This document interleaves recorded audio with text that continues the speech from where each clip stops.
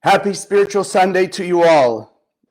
Okay, so let's start with this, our affirmation, because we're going to use this in a new and even a deeper way today. Let's say it together. Consciousness is everything.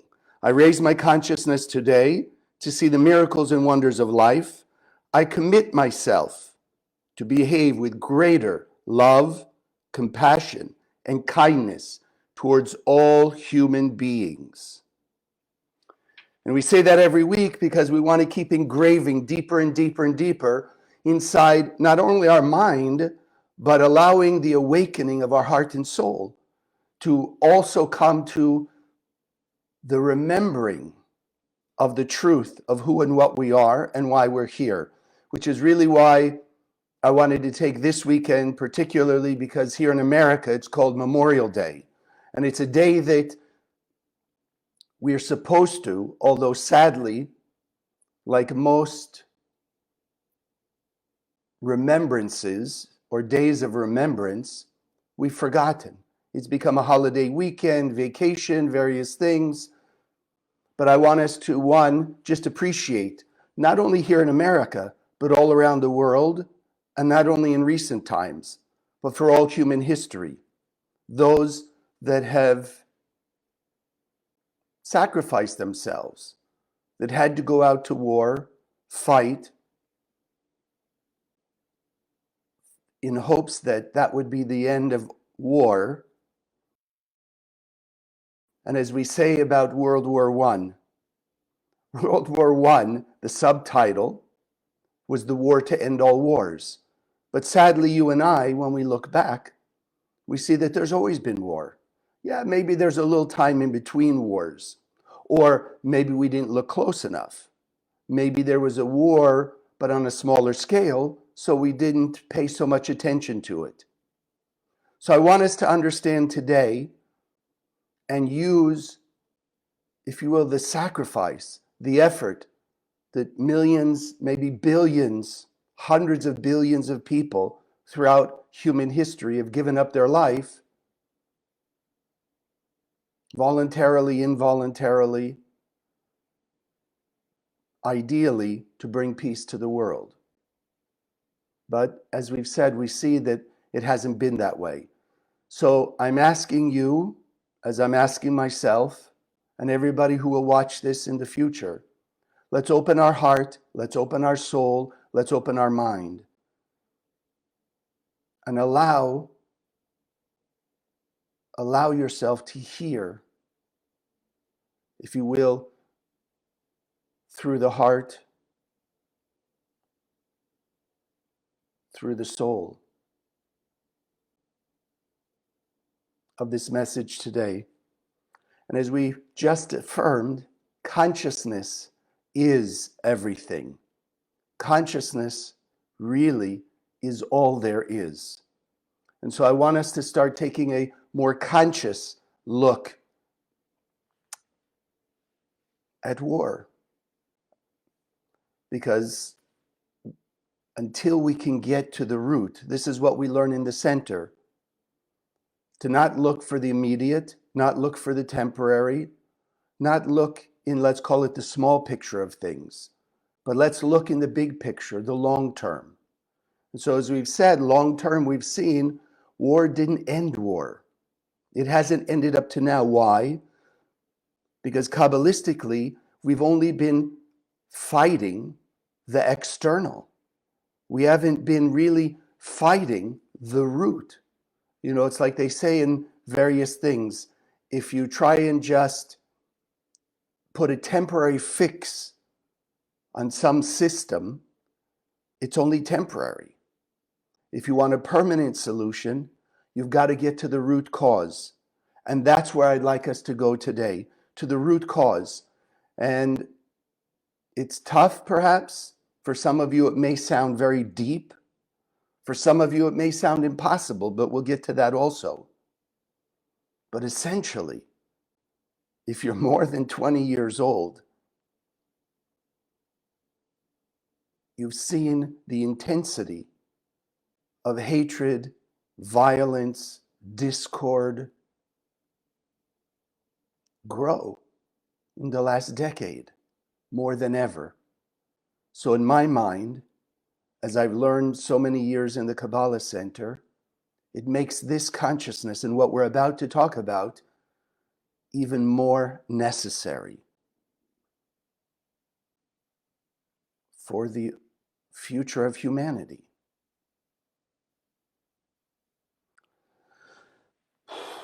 So the first thing is, as we're going to get to the root, first thing is, as we said, open the heart, open the mind, open the soul, and know that we can. We are able, we are meant to finish off all war, all discord, all divisiveness. So let's start like this. I would like to ask you, close your eyes for a moment.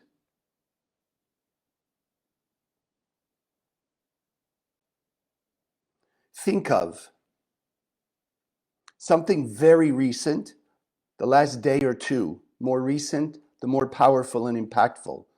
But think of a recent event that triggered a negative feeling inside you.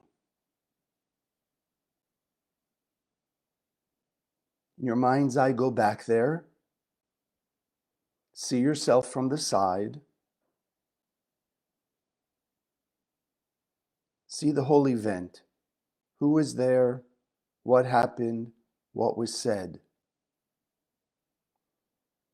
That triggered hurt, fear, anger, resentment, something negative inside you.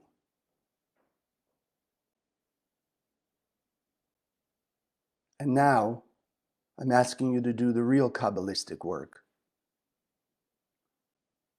Look inside the brain of the you that was there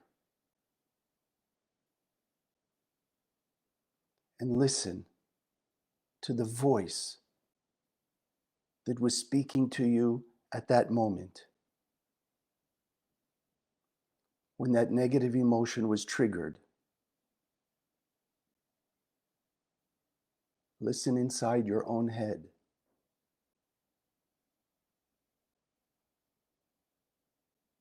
What were the thoughts going through that mind? Maybe it was, I have to get them back. I can't let them get away with this. Maybe it was, how dare they say that? How dare they do that? Don't they know who I am? Maybe it's, gosh, why can't they drive better? Maybe the voice is, oh no, what will happen to me now? Maybe it's, they don't deserve that. I do. Or maybe it was, I've been so nice to them. Why are they doing this to me?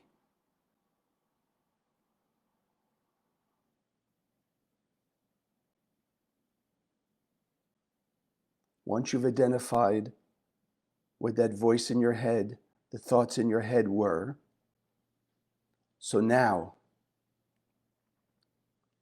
look at the action you did and see the connection that it was those thoughts, one of those thoughts, that influenced you, encouraged you, and brought you to do that reactive behavior that you did. Whether it was an action of fear, an action motivated by anger, an action of striking back, getting revenge, some action of criticism, maybe it was gossip. Have to tell everybody I know what they did or what they said. Maybe it was an action of jealousy or resentment or guilt or shame. Now open your eyes. And let's have a moment of very conscious awakening. So as you looked back and you saw what happened, you heard the voice in your head, and you let that voice basically guide your actions. So can we really, really say that it was them that made us do those actions? Or was it really the primary force or cause, if you will, of those actions, the thoughts in our head?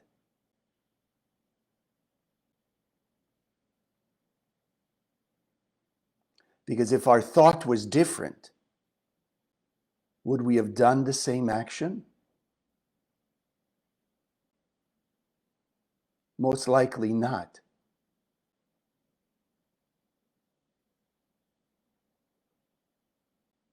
So we need to understand that it's not other people, it's not things on the outside that make us, force us, drive us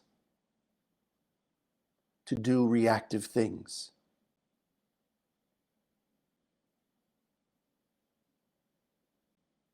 It was the thought, that negative voice in our head,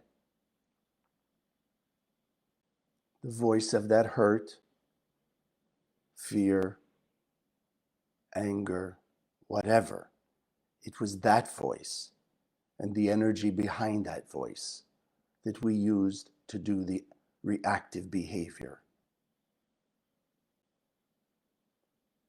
So we've come to understand then, as we talk about in the classes from Kabbalah 1 forward, that we need, for our own good, benefit, and ultimately survival, to realize we have two voices in our head. We have the voice of that negative opponent, we call it, short-term, instant gratification, small picture, give me now. The limited voice, the divisive voice, the one that really doesn't want us to have long-term good, but is trying to sap our energy, take away some of the light from our soul.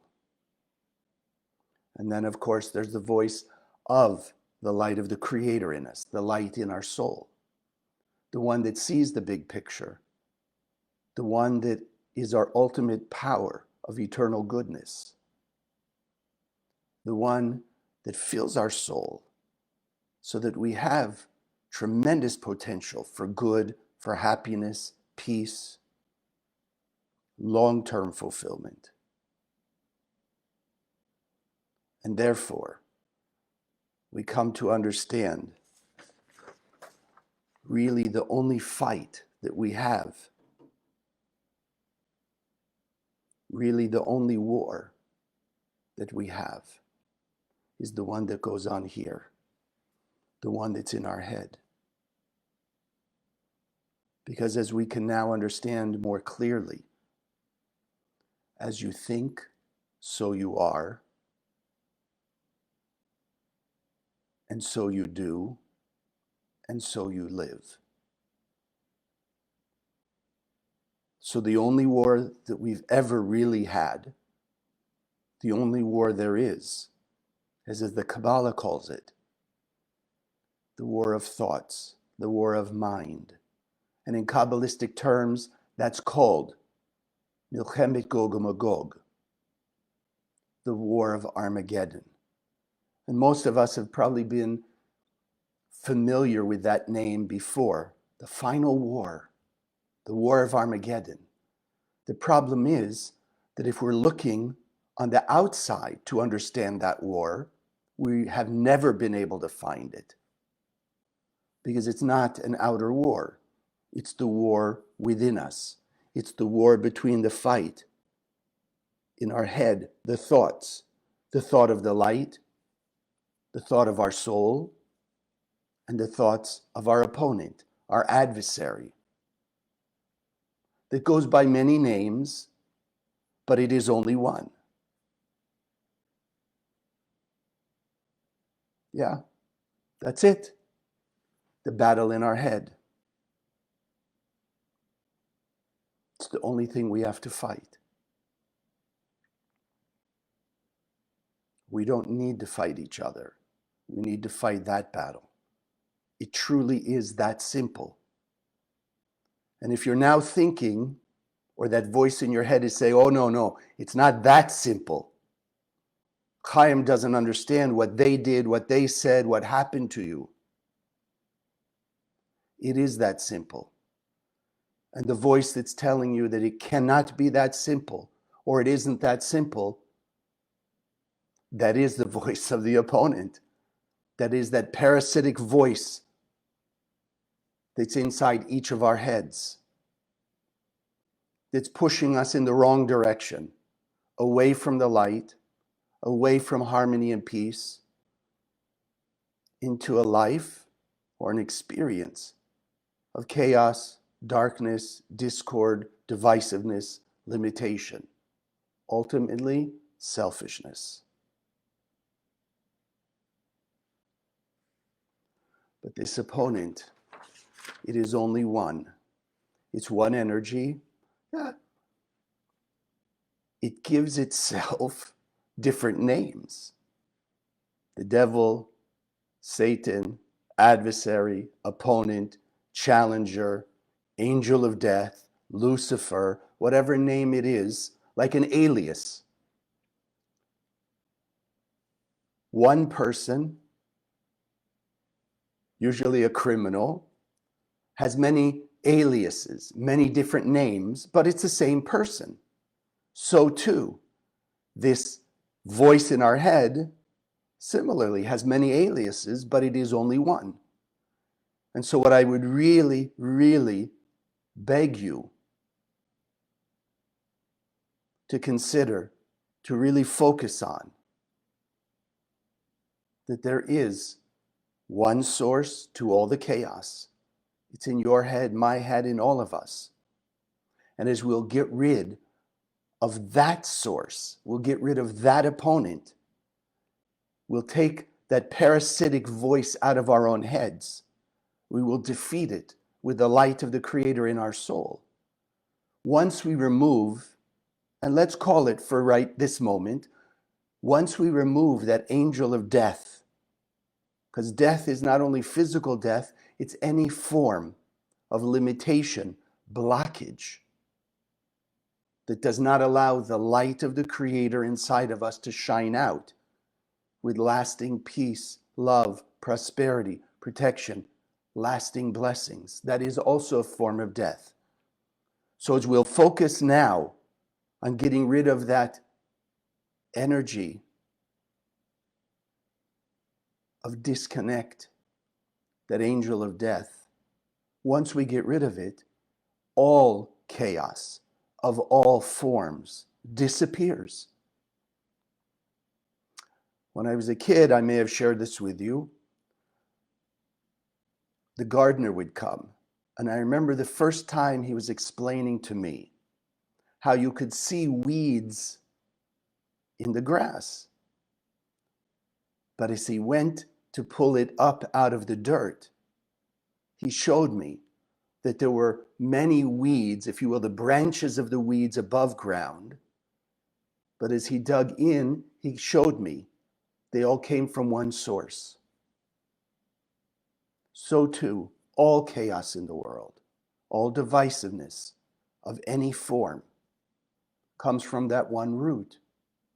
And that's what we're focusing on right now. And I hope from this point forward, take away that root of limitation, darkness, divisiveness, and all chaos and discord, war and fighting, hatred and violence disappear immediately. Let that sink in. one source of chaos, not many, that we all have the ability to remove that inner source of chaos, limitation, and then truly live the life that we came here to live.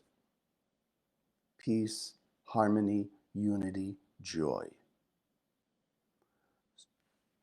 So in the Kabbalah Center, we teach from Kabbalah 1 forward, practical tools and wisdom, how we can transform our thoughts, how we can stop, if we want to say we can stop listening to, being controlled by that voice of the opponent, but living by the voice of our soul, the voice of the light, our true light beingness. And also in this, speeding up the process of the full revelation of the light in our soul, the light in every soul, and bring back the unity and the oneness of all people. So, couple quick steps to start the battle against the inner opponent. First, when you're triggered, when you think back to that event that you were envisioning before, when someone triggers that negative emotion and the voice wants to talk to you and push you to do something reactive and divisive, pause. Just simply pause, stop. Don't act, don't speak. Be like a laser beam. Focus in on the voice of that opponent. Listen to what it's telling you to do. Listen to how it's pushing you to think and feel divided, separate from the light of your soul. To not perceive that the light exists infinitely right in front of you, in those people, in yourself, in the environment, in the world in general. Then think, what do you want to come back to you? Because the energy you put out into the cosmos is the energy will come back. So if you want more kindness, forgiveness, tolerance, compassion to come back to you, then find a ways and means to extend that energy. 2, remind yourself that you're filled with the light of God, that the Creator implanted a piece of itself inside you that's already there. Our work is to draw on it. Let that voice of our soul's light speak to us, and then follow it. And then the third part of that, whatever the light, whatever your soul is telling you to do it. Find a ways and a means to do some action of extending your light, sharing kindness, compassion, forgiveness, and tolerance, so that as you walk away from that situation, you walk away with greater love, kindness, and compassion because you've extended it. And if you're new at this, I just want to remind you, doesn't mean that you have to hang out with them anymore. Doesn't mean you have to be connected to them on a physical level anymore. You can be across the planet from them, still extending light, still shining more light, so that the universe will bring you back more light. And now I'd like to emphasize and focus on the one tool for the soul of humanity. Because as we teach in the Kabbalah Center, the soul, which is the only common factor in every human being on earth, has one operating system that we all use, different ways, different levels, but we all use that same system. And so the Kabbalists teach us The ultimate tool to remove darkness is light. And the ultimate conduit of literally the light of the endless world is this, the books of the Zohar. And so I just wanted to take a minute or a few minutes actually, to share with you some stories, because it is the ultimate mission of the Kabbalah Center to remove pain, suffering, and death from the world by the spread of the books of the Zohar. And synchronistically, if you do have the Zohar, if you look in this week's section of the Zohar, Naso, probably my favorite verse, verse 90, within the Raya Mahemna section, which is approximately in the English set around page 100, it says very simply, the book of the Zohar will not only connect us to the ultimate tree of life, is ultimately the power of repairing all of our chaos, discord, our negative behaviors. But it is that book called Zohar, which literally just shines the light of the Creator, that will remove the angel of death, or whatever name you want to give it, with mercy. Meaning through our own spiritual evolution, revolution, and transformation. So let me give you a few stories. One happened very recently because we have a Zohar project that people all around the world are going out in various places to spread the Zohar. Over the years, we've gone to army, military, police, fire, community centers, hospitals. We're now all over the world, even in neighborhoods. The faster we spread the Zohar, that light will speed up the removal of all darkness. So recently, one of the groups that went out to hand out Zohars in neighborhoods, they came upon an open garage and some woman sitting in the garage. So one of the students decided that they were going to go offer a Zohar to that woman.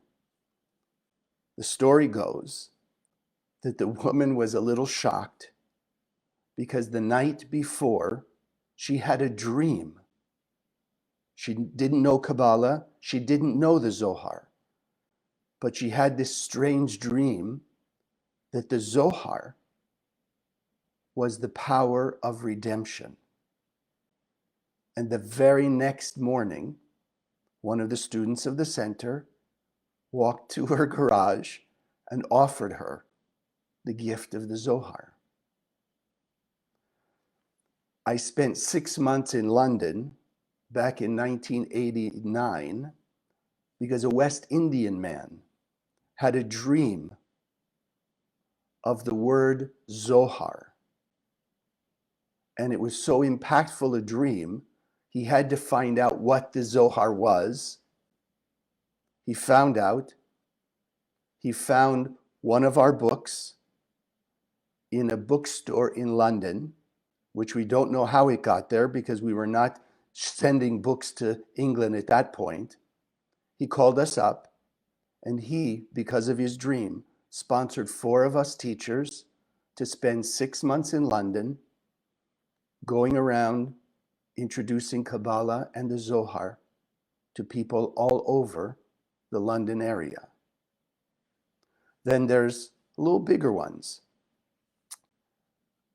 In California, LA, which we know has been affected by earthquakes. So there was a student in the center who had 2 businesses in this big, whatever it was, hundreds of thousands of square feet, whatever, of industrial plant. So he had 2 businesses among all the businesses there. One was his alone, and one was his with a partner. His partner was not a student in the center. So the student obviously put a Zohar in his business and asked his partner if it was okay if he put a Zohar in their business. For whatever reason, the partner didn't want. So came, at that point, the biggest earthquake in the history of California that was centered very close to this industrial park and basically blew out the buildings over there. The business without the Zohar, like all the rest, excuse me, of the park, was destroyed to various degrees. I think they were back operating maybe in 6 months.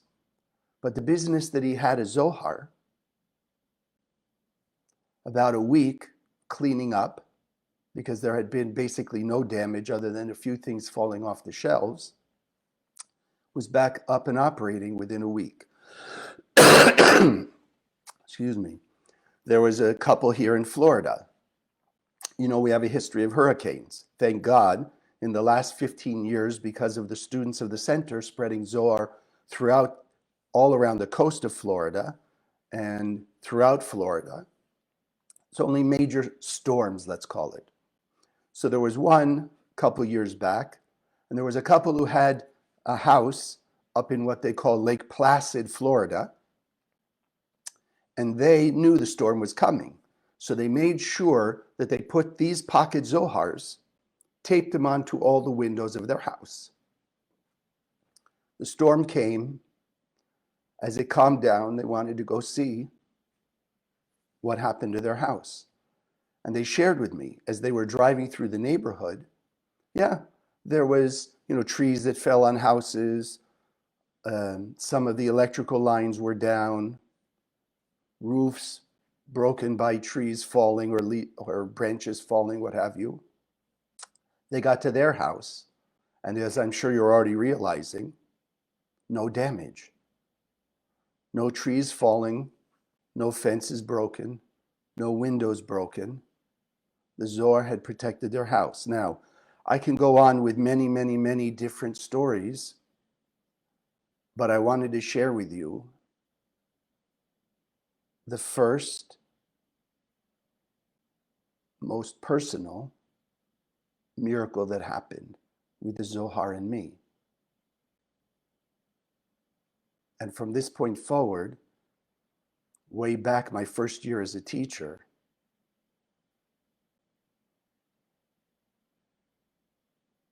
its impact has motivated me to do what I can, as much as I can, to encourage you and every student who walks in the center to have a Zohar and to spread the Zohar. And this is the story. I left California January 1988 to move to New York to be a teacher in the center. My father at that point was living in San Diego. He was 74 or 5. And within a few months of being there in New York, my father called me up.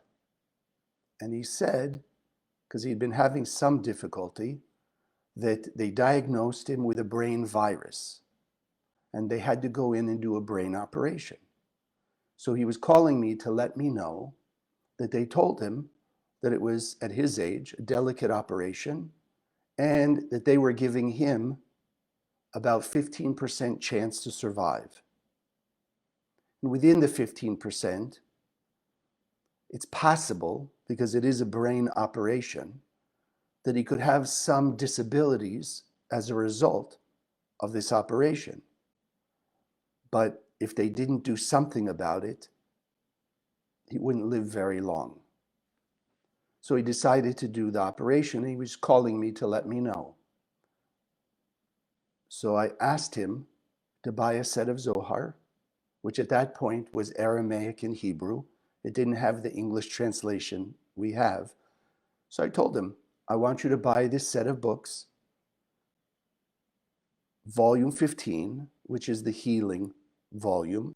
I want you to have that in the operating room. I said, whatever the doctors say, they can wrap it in plastic, whatever it is, it must be in that room. And you must keep it with you, because it's healing energy. It's healing energy from the endless world, from the light of the Creator. So he did. That for me was, as I often say, the first miracle. So I sent him the set. He took volume 15 into the operating room. And of course, the first thing was he came out alive. He kept the book with him during his recovery.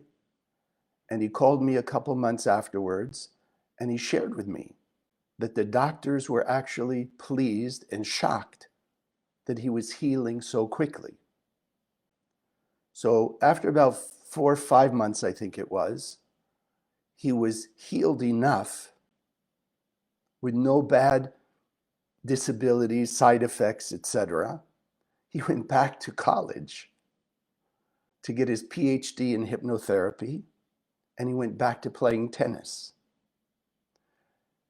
And when he came to visit me in New York, a few months after that, as he went to go to bed, he put his book of the Zohar under his pillow. And I asked him, why are you doing that? He said, well, I've been doing it ever since I first got it, because you told me that this is a book of healing. And here, he was saying on his head, this is where he needed the healing. So he would scan from it every day, and when he would sleep, he'd put it under the pillow. In my mind, this is why he healed so fast, why he was able to go back not only to college and get a PhD in hypnotherapy, he went back to playing tennis. And every day for the next 15, 16 years, he would scan that Zohar, he would keep it under his pillow. And I truly believe that the Zohar extended his life 15, 16 years. And from that point, how could I not want every person on earth to have a Zohar? And some of you already, I'm sure some of you, and I would love to hear it, your miracles with the Zohar. But it is a battle. Even we hear the miracles, even we've seen the miracles, even we've experienced the miracles. There's still that voice that stays with us until we're 100%, till we remove it completely. And it will make us think in various ways. It'll put those negative, doubting thoughts in our head. Could it really be the Zohar? Could it really be that simple? How can a physical book awaken the light of the Creator inside of us? But I ask you, why not? Why can't it be? Why can't the physical form that we call a book, why can it not be a conduit, or as Karen always called it, a portal of light from the endless into this world? We've experienced in many ways, and we see people today, crystals, piece of rock, channeling energy, different energies. We know that computers based on silicone is a rock. We've come to understand physical material actually has energy from the most apparently or perceptively the most inanimate, but it has energy. Even in the opposite way, you look at a pile of dirt, if you didn't realize it was uranium, you'd say it was just dirt. But you and I have come to understand that it's radiating some very negative energy called radioactivity, can create great harm. Why cannot the Zohar, in a form like this, or the set of books, let's see on the side of the light that it radiates light. And as simple as the concept is, the brighter the light, the faster the darkness disappears. So I'll ask you to remember We are all one soul. The Creator created only one soul. At this point, yes, it's divided into 8 billion bodies. But we are one soul, eternally interconnected. And so everything we do affects every human being. As we'll open our heart wider, we'll allow ourselves to feel this interconnectedness, to feel the heartbeat of others. Open the heart so the soul will be able to allow us to feel, experience, sense the interconnectedness of each human being even greater, on a greater scale. That we commit ourselves to create the ultimate spiritual war, spiritual revolution in the battle against our own inner opponent, that one enemy of humanity. That we will channel light by acting with greater kindness, love, and compassion. That we will commit ourselves to use our Zohar with more intensity, more consistently. We will spread the Zohar. Family, friends, even strangers. That you have a sense now, opening your heart, opening your soul, listening to the voice that's of the light inside you. That this person may have an opening. They may be going through some difficulty. That their soul is asking, like the woman that had the dream about the Zohar being her redemption. Probably millions of people every day have that opening, that open thought.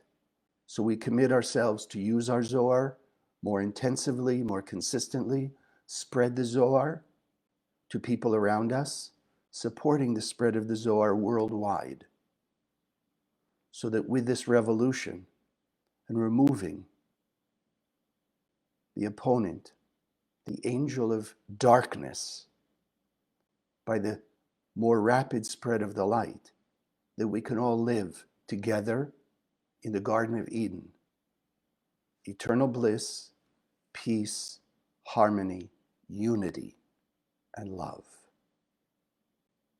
God bless.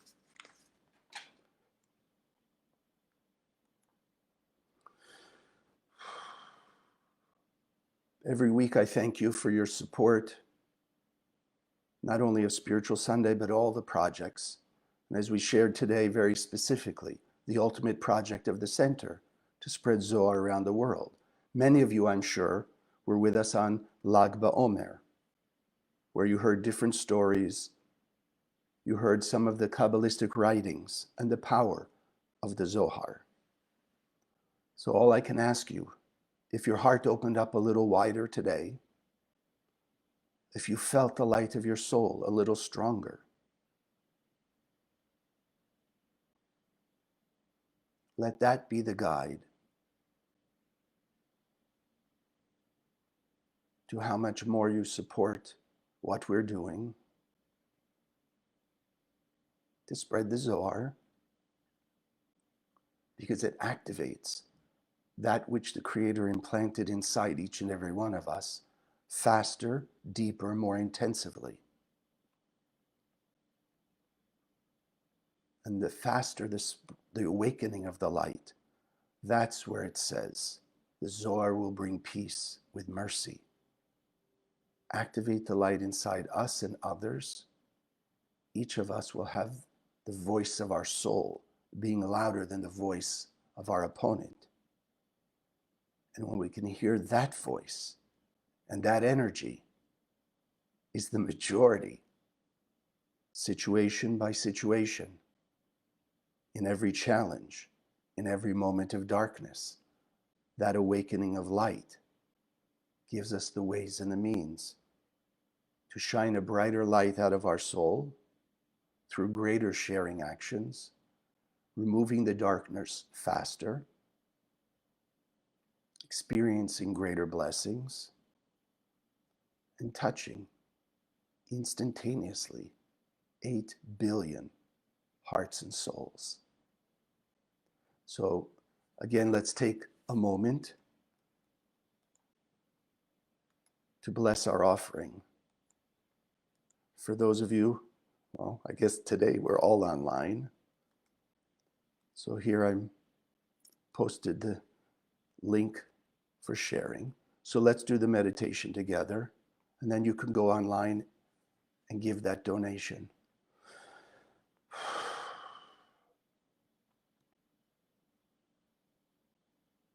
Just awaken a realization of truly how much the light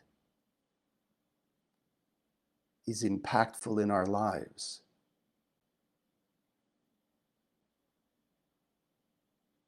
How many blessings that we've experienced because we've listened to that voice of the light in our soul, even when it was uncomfortable, and pointed out our own blockages, our own selfishness, our own reactivity. We appreciate that the light is always with us, always speaking to us. And we inject our love, our blessing into this offering, into our contribution, that it goes out into the world with more impact, that it reaches more deeply 8 billion hearts and souls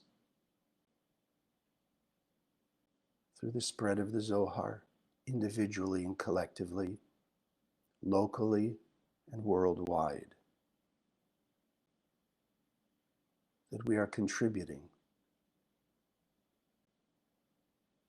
to humanity's revolution against the oppression that opponent, that negative voice, has been pressing upon us since the origin of humanity on earth.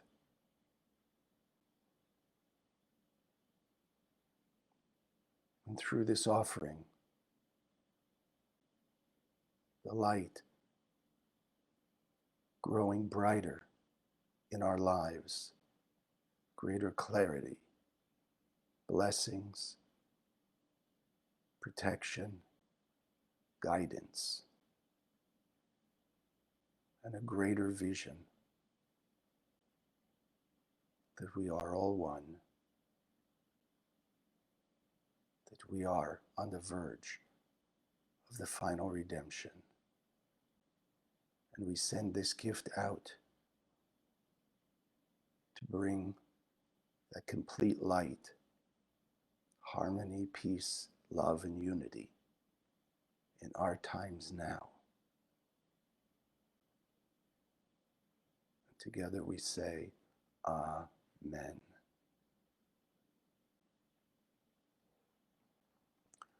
So yes, I do have prepared one of our 72 names. And this one we're going to use today. Yud Lamed Yud. Yud Lamed Yud awakens the consciousness in us, the particle, the aspect of light, which is to see the light. Because we all know that light exists everywhere, it's infinite. We understand that with our brain. What we want to do is have the awakening, to be able to see in the moments of darkness, in the moments of trial, tribulation, discord, challenges, and obstacles. We want to be able to pause and see the light through the eyes of our heart that shine through our physical eyes, that allow us to see what we thought was invisible, but making it visible. Yud Lamed Yud, to see the light. So those of you who are new, just let the shapes of these conduits and portals of light be engraved in your mind's eye.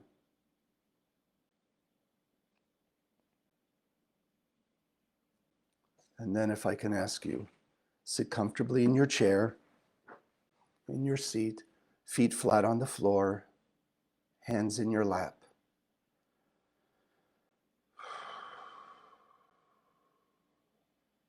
Taking a few deep breaths, breathing in through the nose. Hold the breath for a moment. Exhale through the mouth.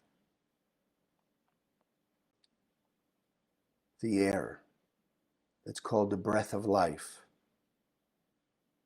can only be the breath of life because of the power of the light that is in that air. And so we want to circulate that light force through the breath as we breathe it in, creating a stronger connection to the light. In the moment you hold it, let it be infused from head to toe. And as you exhale, letting go of all the tension, blockages, anything that was holding you back from the full expression of your soul's capabilities, true potential.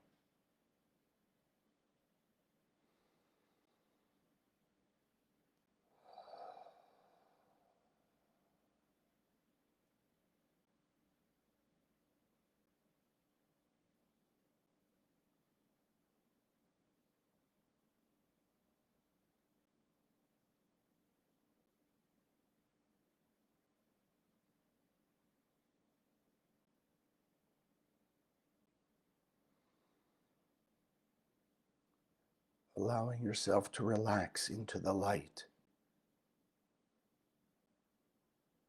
Feel yourself metaphorically in the hands of the Creator, supported, uplifted.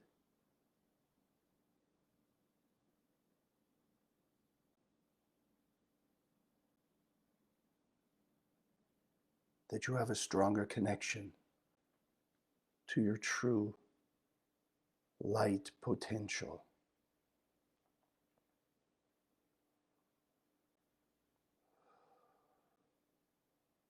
And now envision above you, coming down from the endless world, from the source of infinite light and eternal life of goodness. See these nanoparticles of light, Yud, Lamed, Yud, coming down from above. See the rays of light that they're shining and spreading everywhere throughout all the earth. Allow them to come down, shining their brilliant white light of eternal bliss. And allow the Yud Lamed Yud to enter through the top of your head and feel the warmth and the love that it brings. That ultimate energy of peace, clarity, and the vision of the light. And let it flow from head to toe,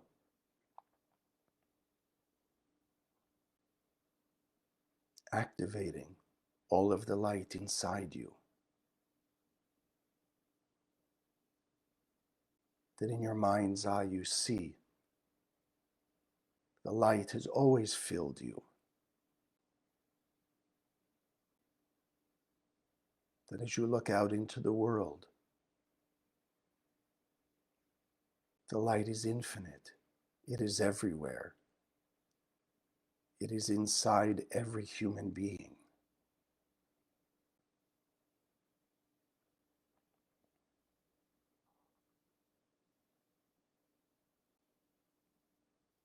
Let the Yud Lamed Yud rest in your heart.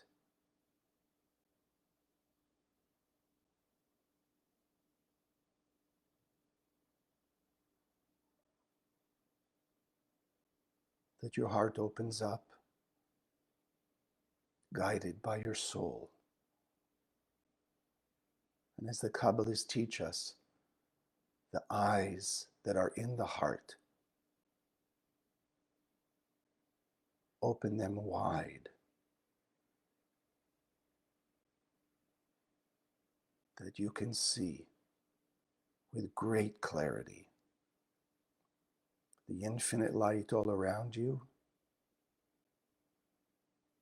the infinite light in every person,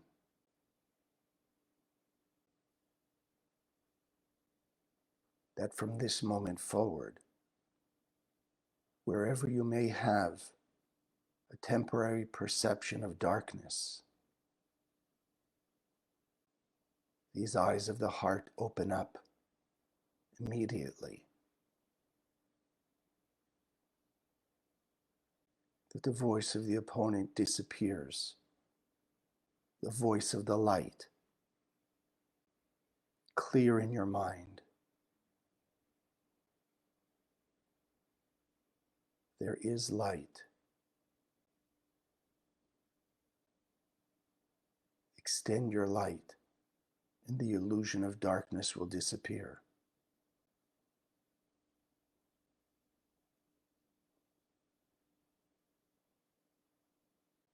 The brighter light in your life, dissipating the darkness in you, in them, in the world.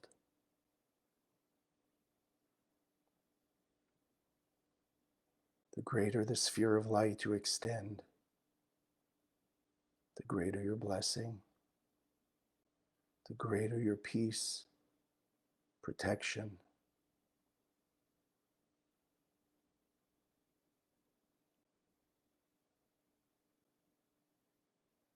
The stronger your guidance from the light of your soul, the more clear your path to move forward in the light, along your personal, ultimate path of light.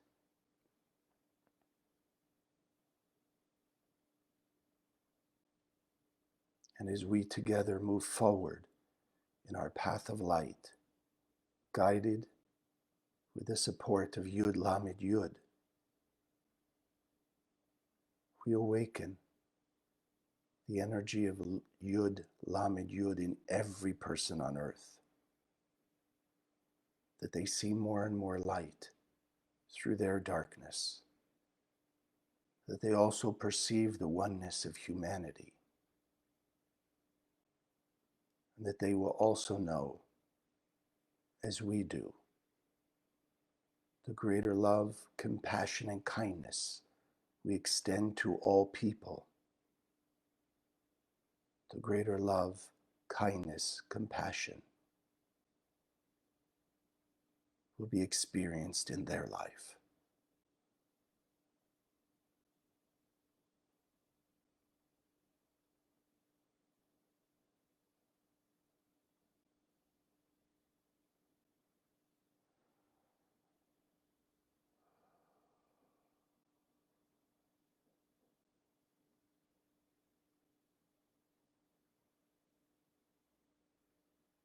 Let this awakening be engraved in your heart, soul, and mind.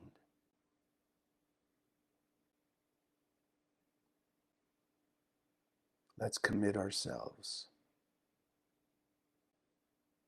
to keep it growing,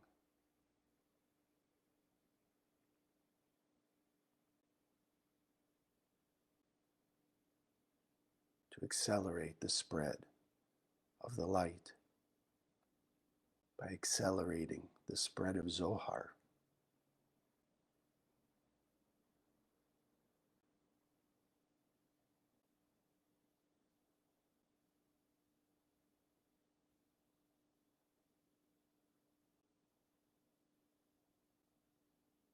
That we can see and we experience a greater world of peace, love, infinite blessings, and eternal bliss. We engrave this vision, this consciousness now.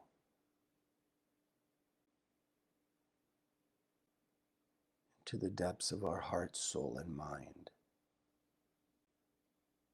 That it always is in the forefront of our consciousness and guiding our actions.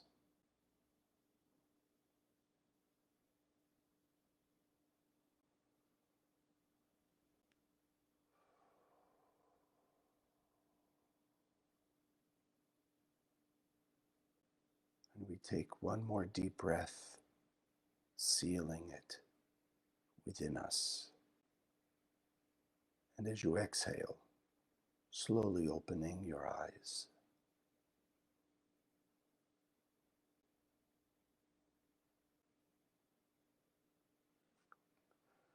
Thank you all for joining us. Wherever you are in the world, be a stronger conduit of light. When there are enough beacons of light in the world, there'll be no place for the darkness to run. It will just be transformed from darkness to light, from chaos to order, divisiveness to unity and peace.